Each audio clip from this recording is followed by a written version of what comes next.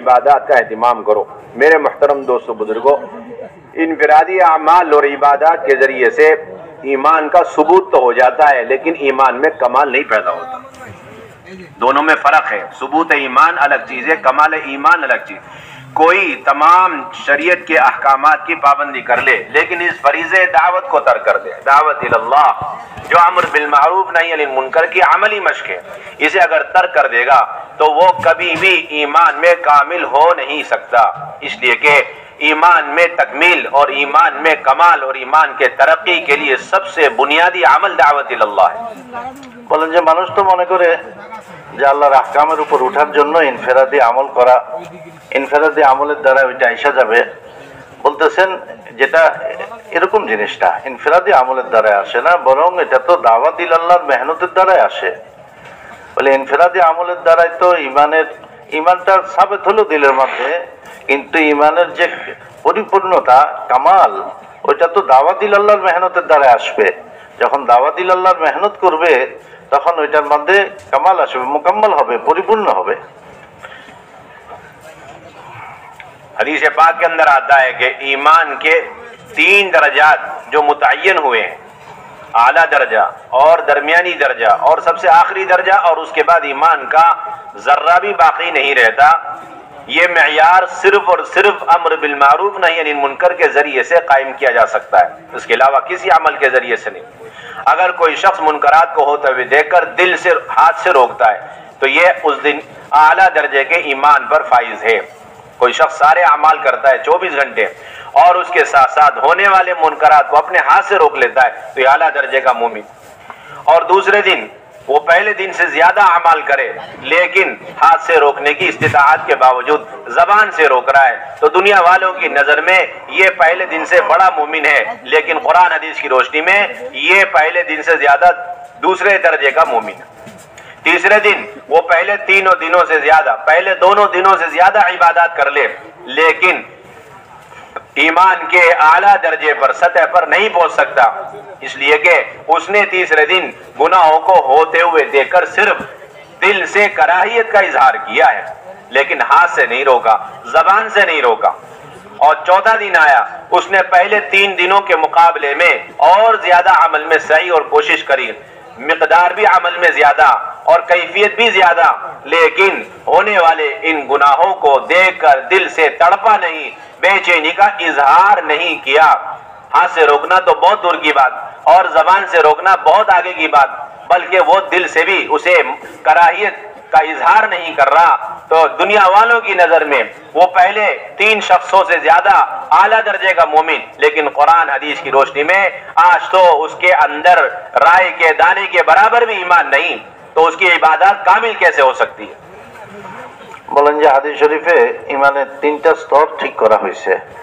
এক হলো যে কোনো অন্যায় কাজ, নাফরমানির কাজ যখন দেখবে তখন সে হাত দিয়ে এটাকে রুখবে। দ্বিতীয় হলো যখন কোনো নাফরমানির কাজ তার সামনে আসবে তখন সে জবান দিয়ে এটাকে রুখবে, জবান দিয়ে এটাকে বন্ধ করার চেষ্টা করবে। আর তৃতীয় হলো যে কোনো নাফরমানির কাজ তার সামনে আসছে তো সে দিলে দিলে এটাকে ঘৃণা করবে। বলে এটা হাদিস শরীফের 3টা স্তর ইমানে ঠিক করা হয়েছে। এখন এক ব্যক্তি সে আমল করে, ইবাদত করে, এর সাথে সাথে সে যখন এরকম মুনকার দেখলো, কোনো নাফরমানিকে দেখলো, তো সে হাত দিয়ে ওইটাকে বন্ধ করার চেষ্টা করলো, হাত দিয়ে সে ওইটাকে বন্ধ করলো, তো সে আলা দরজার ইমানদার, উঁচু দরজার সেই ইমানদার।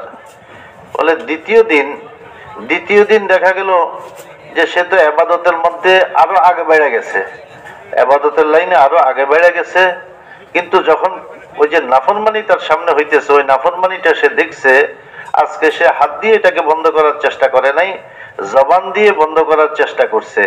সে অনেক ইবাদত করে, এর সাথে জবান দিয়ে বন্ধ করার চেষ্টা করছে। বলেন যে মানুষের নজরে তো সে কি বলে বহুত ভালো মুমিন সাব্যস্ত হবে, মানুষ তাকে অনেক ভালো মুমিন মনে করবে, কিন্তু হাদিস শরীফের যে আলোকে যে জিনিসটা বোঝা যায় যে প্রথম দিনের স্তরে সে আর নাই, সে দ্বিতীয় স্তরে পৌঁছে গেছে, ইমানের লাইনে সে দ্বিতীয় স্তরে পৌঁছে গেছে। তাহলে আরেকজন সে দেখলো যে নাফরমানি হইতেছে, তো সে ইবাদত তো খুব করে, কিন্তু সে জবান দিয়ে আজকে রুকলো না, সে রুকলো ওই যে দিলে ঘৃণা করলো। তো তার ইবাদত দেখে মানুষ তো মনে করবে যে সে তো বহুত আগে বাইরে গেছে, হ্যাঁ, সে ইমানের লাইনে বহুত উঁচা দরজায় পৌঁছে গেছে। কিন্তু হাদিস শরীফ যেটা বলতেছে সেটা হলো সে ইমানের লাইনে তৃতীয় স্তরে চলে গেছে। বলে এরপরে চতুর্থ দিন এমন আসলো যে কোনো নাফরমানি দেখলো, আর সে ওই নাফরমানিকে হাত দিয়েও বন্ধ করার চেষ্টা করলো না, জবান দিয়ে বন্ধ করার চেষ্টা করলো না, আর দিলে দিলে ঘৃণাও করলো না। সেই পর্যায়ে পৌঁছে গেছে যে এটার প্রতি সে কোনো খেয়ালে করে না। বলে মানুষ তো মনে করবে বহুত ইবাদতকারী, বহুত উত্তম মুমিন। বলে হাদিস শরীফের রোশনীতে সে কোন জায়গায় পৌঁছে? বলে তার দিলের মধ্যে সরিষার দানা পরিমাণও ঈমান নাই, সে ওই জায়গায় পৌঁছে গেছে। मेरे मोहतरम दोस्तों, बुजुर्ग, अजीज साथियों, जिस तरीके से नमाज को छोड़ देना या फिर नमाज में बिला वजह ताखीर करना ये मुजीब अजाब है और ये आइन मुनाफिकों की सिफत है और निफाक की अलामत है। इसी तरीके से इस खुरूज को तर्क कर देना कुल्ली तौर पर या फिर इस खुरूज में बगैर किसी उज़्र के ताखीर करना ये भी निफाक की खसलत है और मुनाफिकीन की अलामत है और ये भी मुजीब अजाब है। বলেন যে কেউ ইচ্ছে করে নামাজ ছেড়ে দিল অথবা নামাজে সে দেরি করলো, বলে এটার দ্বারা কি হয়? আল্লাহর আযাব তার উপর আসে, আযাব তার উপর হওয়াটা সাব্যস্ত হয়ে যায়। তো বলেন যে সে নামাজকে ছেড়ে দিল, তাখির করলো, বলে এগুলা তো মুনাফিকের আলামত।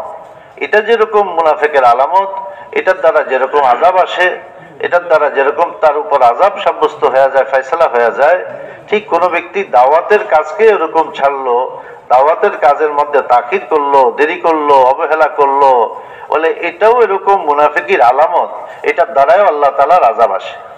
हज़रत मौलाना यूसुफ साहब रहमतुल्लाह अलैह फरमाया करते थे कि तबूक के मौके पर कोई क़िताल वाक़ नहीं हुआ, तबूक के मौके पर कोई क़िताल नहीं, उसके बावजूद उन 3 सहाबा पर ऐसी नाराजगी और ऐसा इताब और ऐसा मुकाता और बैकाट और ऐसा हंगामा खड़ा किया गया, ऐसा हंगामा मौलाना यूसुफ अली का जुमला है। उन 3 आदमियों के खुरूज में ताखीर या खुरूज न करने पर ऐसा इज्तिमाई तौर पर हंगामा खड़ा किया गया, ऐसा हंगामा और ऐसी जो है नफरत और ऐसी सजा और ऐसा इताब और अल्लाह के रसूल की ऐसी नाराजगी शायद उस जमाने के बड़े से बड़े गुनाह पर जाहिर न हुई हो। जिना करने वालों पर ऐसी अल्लाह की नाराजगी नहीं, और चोरी करने वालों पर, शराब नोशी पर ऐसी नाराजगी अल्लाह की तरफ से, अल्लाह के रसूल की तरफ से हमें नहीं मिलती।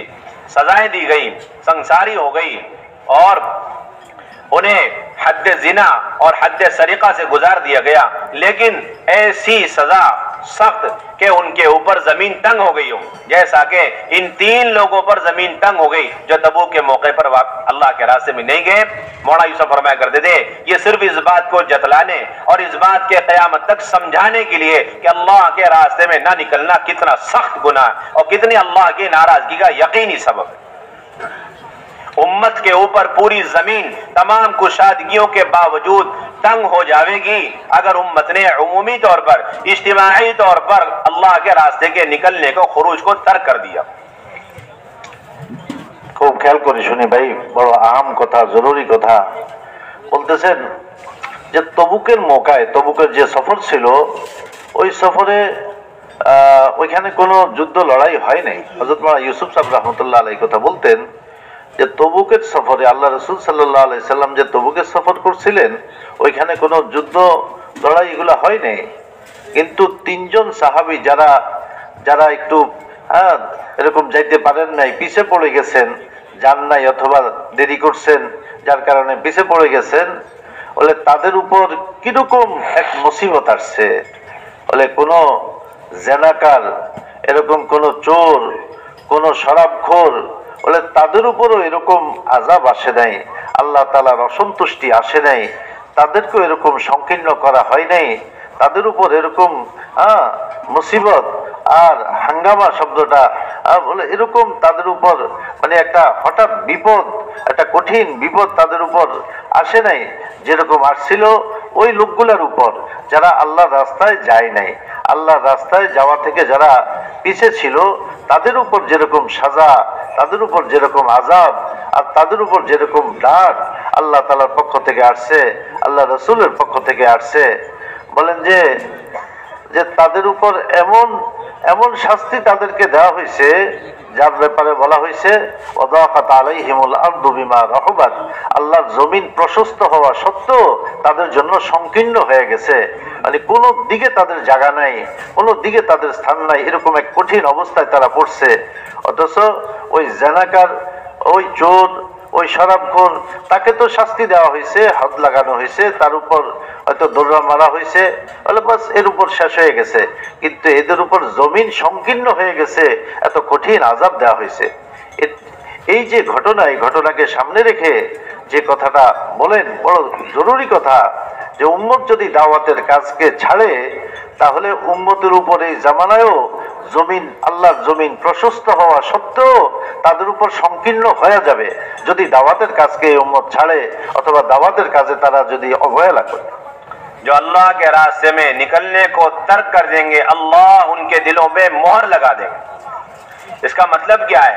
अल्लामा इब्न कसीर रहमतुल्लाह अलैह ने लिखा है, इसका मतलब यह है कि उन्हें अल्लाह के रास्ते में निकलने के इज्तिमाई उम्मत के फवाइद महसूस नहीं होने लगेंगे, और अल्लाह के रास्ते में न निकलने पर इज्तिमाई उम्मत के नुकसानात का एहसास और उसका गुनाह उनके दिल के अंदर से खत्म हो जाएगा। यह है दिलों पर मोहर लगाने का मतलब, कि जो लोग पीछे रहने वालों के साथ रहने पर राजी हो जाते हैं, अल्लाह की तरफ से उनके दिलों पर मोहरें लग जाती हैं, निकलने का फायदा उन्हें समझ में नहीं आता, न निकलने का नुकसानात का एहसास उनके अंदर से खत्म हो जाता है।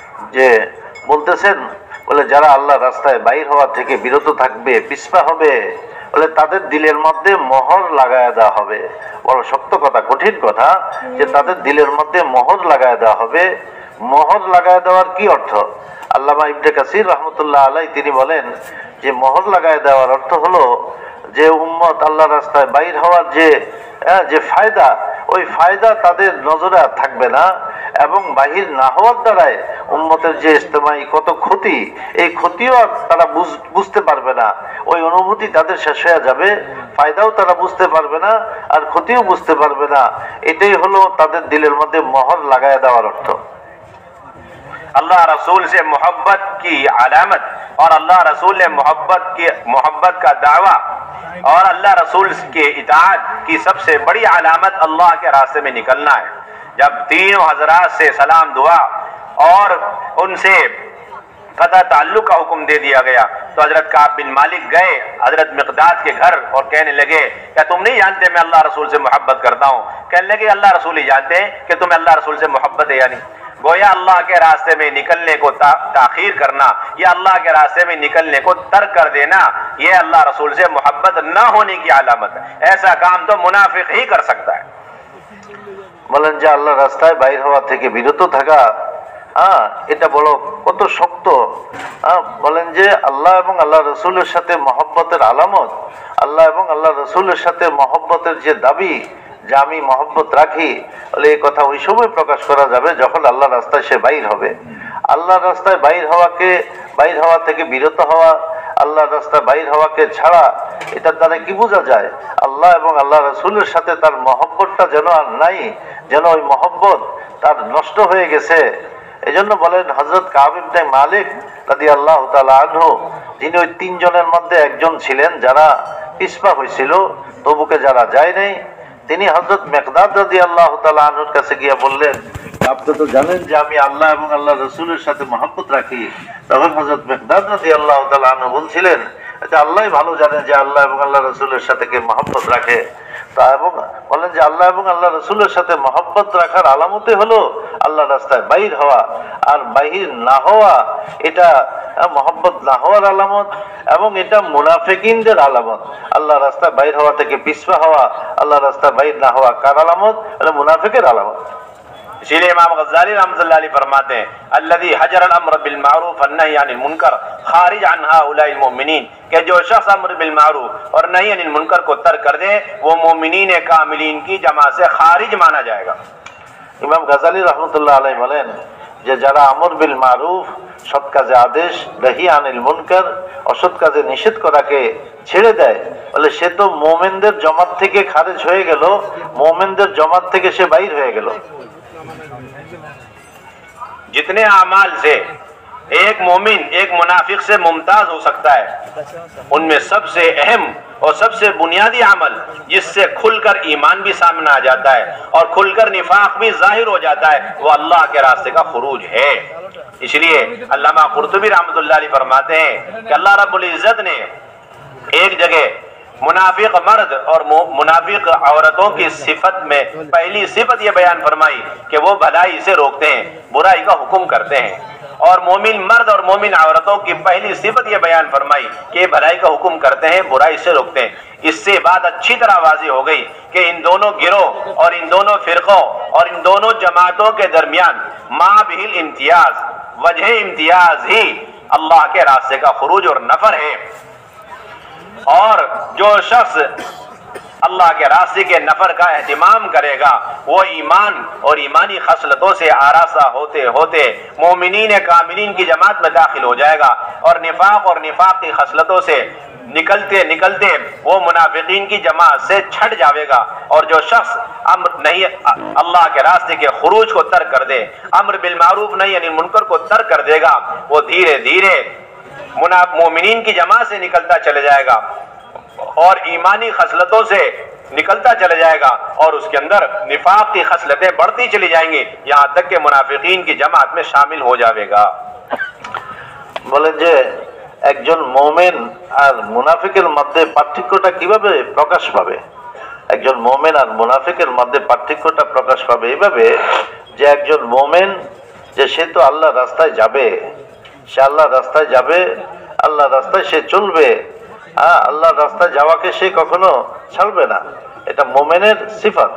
অপরদিকে মুনাফিক বলে সে তো আল্লাহর রাস্তায় চলাকে সে তো তরক করবে, সে আল্লাহর রাস্তায় যাবে না, বলে এটা হলো মুনাফিকের সিফাত।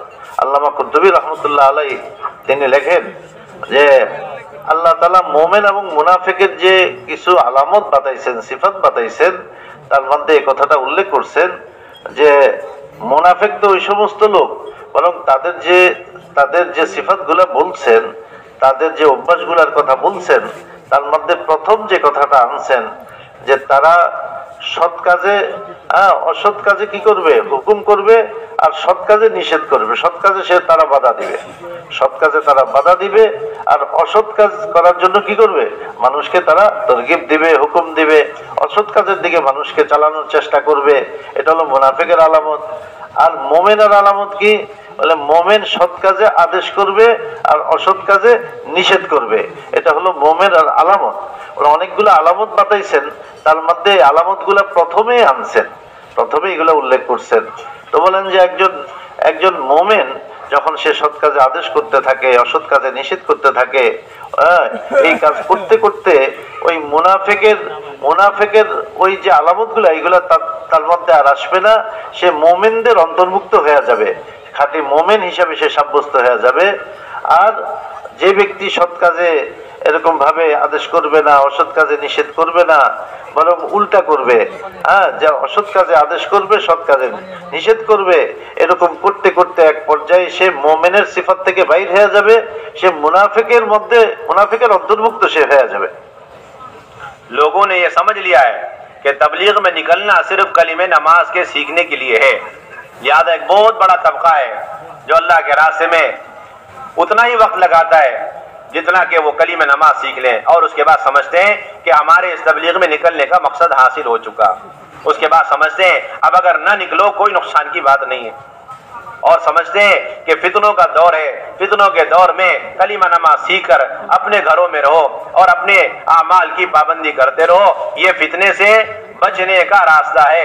मेरे भाइयों, दोस्तों, बुजुर्गों, कुरान फैसला कर रहा और कुरान क़यामत तक के लिए ऐलान कर रहा है कि जिन लोगों ने अल्लाह के रास्ते को तर्क करके घर पे बैठना, अपने मकाम पे रहना तय कर लिया है, वही दर हकीकत फितने में वाक़े हो चुके, फितने में गिर चुके। अला फिल फितनती सकतू, अल्लाह के रास्ते के तर्क को अल्लाह फितने में गिर जाने से ताबीर फरमा रहे हैं। और अल्लाह के रास्ते में निकलना ये तमाम फितनों से निकलने का बुनियादी और यकीनी सबब है। ये बात और इस बात का एहसास आज काम करने वाले आमले के दिल के अंदर से निकल चुका है। বলেন যে মানুষ মনে করে যে আল্লাহর রাস্তায় বাইর হওয়া এটা কালেমা নামাজ শিখার জন্য। তো তারা কালেমা নামাজ শিখে কিছুদিন আল্লাহর রাস্তায় বাইর হয়, চলে, কালেমা নামাজ শিখা হয়, তখন মনে করে যে এখন তো আমি ঘরে বসবো, আমি নিজের আমল করব, এর দ্বারা আমি ফিতনা থেকে বেঁচে যাব, ফিতনার মধ্যে আমি পড়বো না, যেহেতু আমি কালেমা নামাজ শিখে নিছি, এখন আমি ঘরে বসে বসে ইবাদত করি, ফিতনা থেকে বেঁচে যাব। তিনি বলেন যে না না, আল্লাহর কোরআন কি বলতেছে? আল্লাহর কোরআন তো এই কথা বলতেছে যে আল্লাহর রাস্তায় যে বাইর হবে না, বলে সে তো ফিতনার মধ্যে পড়ে যাবে। আল্লাহর রাস্তায় যে বাইর হওয়া ছেড়ে দিবে আর ঘরে বসবে, ওই যে আল্লাহর কালামে যে কথা আলা ফিল ফিতনাতি সাকাতু, বলে তারা তো মুনাফিকদের ব্যাপারে এই কথা বলছে যে তারা তো ফিতনার মধ্যে তারা পতিত হয়ে গেছে, ফিতনার মধ্যে তারা পড়ে গেছে। তো আল্লাহর রাস্তায় বাইর হওয়াকে ছেড়ে দেওয়া, এটা কি এটা ফিতনায় পড়ার এটাই কারণ হয়ে যায়। যে সে মনে করতেছে যে আমি এখন ফেরাদি আবাদত করব, আমল করব, আমি বাইচা যাব। বলে না না, এটার দ্বারা বাঁচতে পারবে না, বরং ফিতনার মধ্যে তো সে পড়ে যাবে যখন সে আল্লাহর রাস্তায় বাইর হওয়াকে ছেড়ে দিবে। इसीलिए आप देखेंगे कि एक तरफ नयों का खुरूज बढ़ रहा है और दूसरी तरफ तमाम कारगुजारी का खुलासा ये निकला कि पुरानों का खुरूज कम होता जा रहा है। और मौलाना इलियास रहमतुल्लाह फरमाया करते थे, नए निकल रहे हो और पुराने बैठते जा रहे हो, ये काम की तनज़्ज़ुली है। বলেন যে কারগুজারির মধ্যে যে জিনিসটা আসছে, যে নতুন নতুন তবকা বাড়তেছে, নতুন নতুন মানুষ আল্লাহর রাস্তায় বাইর হইতেছে, আর পুরানোর সাথী যারা, ওরা সময় লাগাইতেছে না, ওরা মেহনত করতেছে না, ওরা বসে আছে। তো বলেন যে এটা তো কিরকম? হযরত মাওলানা ইলিয়াস সাহেব রাহমাতুল্লাহ আলাইহি বলতেন যে নতুন নতুন লোক বাইর হওয়া আর পুরানোরা বসে যাওয়া, এটা কাজের তানাজ্জুলির আলামত। যে কাজের মধ্যে কমই আইসা গেল, কাজের উন্নতি হইল না, কাজের অবনতি হইল, এটা অবনতির আলামত। हज़रत मौलाना इलियास रहमतुल्लाह अलैहि फरमाया करते थे, हमारे इस काम का मकसद इनफिरू खिफाफा व थिकाला पर उम्मत को लाना है। बहुत वजाहत, बड़ी सराहत के साथ फरमाया करते थे। एक तबका ये भी समझता है कि अल्लाह के रास्ते में निकलने का कोई इसके अलावा वजह नहीं कि अल्लाह के रास्ते में निकल जाओ, थोड़े दिनों के लिए वक्त लगा लो, और इस निकलने में हम अल्लाह के अम्र के मोहताज नहीं है और इसमें अल्लाह का कोई अम्र का दखल नहीं है। जिस तरह नमाज पढ़ने में अल्लाह के अम्र का दखल है, इसी तरीके से मेरे अजीजों दोस्तों अल्लाह के रास्ते में निकलने में भी अल्लाह के अम्र को दखल। हमारा जिस तरह नमाज पढ़ना महज अल्लाह के अम्र की वजह से, हमारे सारे खुरूज की बुनियाद ही अल्लाह के अम्र की वजह से। इस बात का दिल की गहराइयों में यकीन होना चाहिए। और अल्लाह के रास्ते में न निकलना, ये तो इस तरह अल्लाह के अम्र को छोड़ना और फरीजे को छोड़ना जिस तरीके से नमाज को छोड़ना गुनाह है। বলেন যে হযরত মাওলানা ইলিয়াস সাহেব রাহমাতুল্লাহ আলাইহি বলতেন যে আল্লাহর রাস্তায় বাইর হওয়ার দ্বারায় কি চাইতেছি? বলে আল্লাহর যে হুকুম ইনফিরু খিফাফা ওয়া সিকালা, যে তোমরা হালকা হও আর ভারী হও, সর্ব অবস্থায় আল্লাহর রাস্তায় বাইর হও, বলে এই আয়াতের উপর আমল করা, এটা হলো উদ্দেশ্য। যে ওই আয়াতের উপর আমল হয়। বলে কিছু লোক একথা মনে করে যে এটা তো বাস আমরা বাইর হইলাম, একটু ফায়দা হইলো, এতটুকু। আল্লাহ তাআলার এটা তো এরকম আমর না, হুকুম না। যেরকম নামাজের হুকুম, নামাজ যেরকম ফরজ, নামাজের একটা হুকুম আছে, এটা তো ওইরকম একটা হুকুম না, এই জন্য একটু বাইর হইলাম, একটু ফায়দা পাইলাম, শেষ হয়ে গেল। বলে এরকম না, বিষয়টা হলো যে নামাজ যেরকম আল্লাহ তাআলার হুকুম, যেরকম এটাকে ফরজ করা হয়েছে, এখানে ইনফিরু খিফাফা ওয়া সিকালা, এখানেও আল্লাহ তাআলা হুকুম করছেন। এটাকে হুকুম মনে করে বাইর হওয়া, যেটাও আল্লাহ তাআলার হুকুম। নামাজ ছাড়লে যেরকম গুনাহ হবে, এইখানে আল্লাহ তাআলার এই হুকুমকে ছাড়লে, অর্থাৎ আল্লাহ রাস্তায় বাইর হওয়ার যে হুকুম আসছে, যে আদেশ আসছে, এটাকে ছাড়লেও এরকম গুনাহ হবে। বলে এটাকে দিলের মধ্যে ইয়াকিন করা চাই যে এটা ছাড়ার দ্বারাই গুনাহ হবে, যেরকম নামাজ ছাড়ার দ্বারাই গুনাহ হবে। और फरमाते थे کہ اس نفر میں کوتاہی کرنا موجب عذاب ہے، اور دعوت کے جتنے بھی اعمال ہیں ان سارے اعمال کی اصولوں کی پابندی نہایت ضروری، ان تمام اعمال دعوت میں اصولوں کی پابندی نہایت ضروری، اور ان میں سے ذرا سی بے اصولی کرنا دیر سے آنے والے عذاب کو شاید جلد تمہارے سر پر لا کے کھڑا کر دے۔ یہ مولانا الیاس رحمۃ اللہ علیہ فرمایا کرتے تھے کہ حال کے امر کے سامنے گردن جھکانے کا نام اسلام، حال کے امر کے سامنے گردن جھکانے کا نام اسلام، اور حال کے امر سے شیطان دو راستوں سے روکتا ہے، ایک ظلمانی راستہ، دوسرا نورانی راستہ۔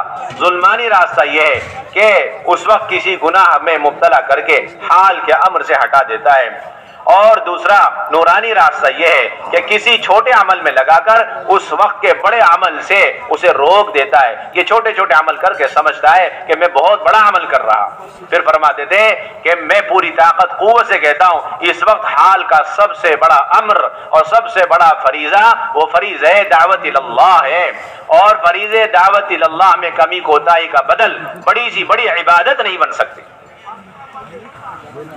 বলেন যে আল্লাহর রাস্তায় বাইর হওয়াকে ছেড়ে দেওয়া এটা তো আল্লাহর আযাবকে টানে, এটার দ্বারা আল্লাহর আযাব এসে যায়। এই জন্য এই হুকুমকে তো এরকম গুরুত্ব সহকারে আদায় করতে হবে। এটাকে ছাড়লে আল্লাহর আযাব আসবে। এটা ছাড়ার দ্বারা কি হবে যে আল্লাহর আযাব মানুষের উপর আইসা যাবে, আর দিনের উপর সে চলতে পারবে না। বলেন যে আল্লাহ তাআলার যে হুকুমগুলো আমাদের উপর আছে, এক একটা হুকুম আল্লাহ হালের আমর, বলে এই মুহূর্তে আল্লাহ তাআলার কি আমর কি হুকুম, বলে ওই হুকুমটা পুরা করা এটা তার জন্য ফরজ। বলে আল্লাহ তাআলার কোনো হুকুম যখন মানুষের সামনে আসে তখন দুই ধরনের জিনিস সামনে রোকাওয়াট সৃষ্টি হয়, বাধা হইয়া দাঁড়ায়। একটা তো হলো একটা মানে জুলমানি সুরত, যেটা শয়তান তাকে কোনো নাফরমানির মধ্যে লাগাইয়া দেয়, ওই নাফরমানি